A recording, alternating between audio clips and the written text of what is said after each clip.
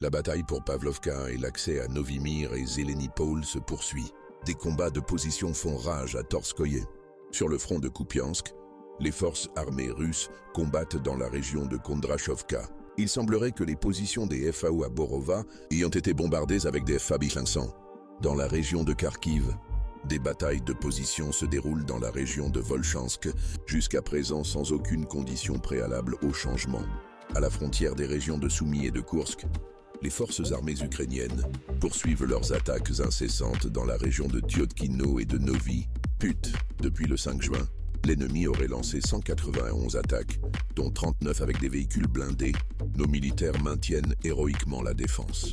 Dans la région de Soumy, les forces armées russes ont pris le contrôle de la route de Yunovka, encerclant ainsi les forces ukrainiennes restantes dans le village. De violents combats se poursuivent à Novonikolaevka, Varachino et Yablonovka.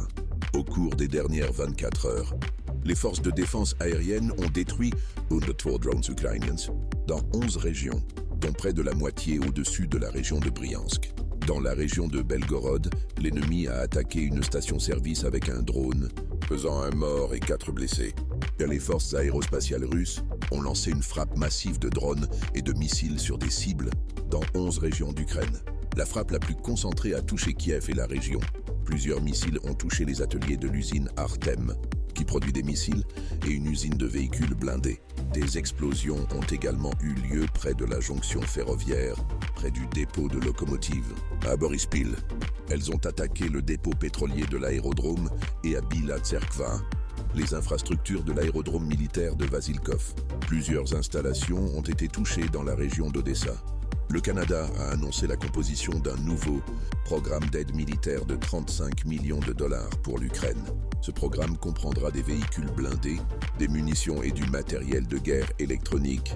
Le ministère israélien des Affaires étrangères a démenti hier la déclaration de son ambassadeur à Kiev, qui avait annoncé le transfert de systèmes de défense aérienne patriote à l'Ukraine. Une histoire étrange avec le système de défense aérienne israélien démantelé. Voici à quoi ressemblait le 1103 jours du SVO. Rapport en date du 11 juin. La situation de combat est stable dans la direction de Kherson.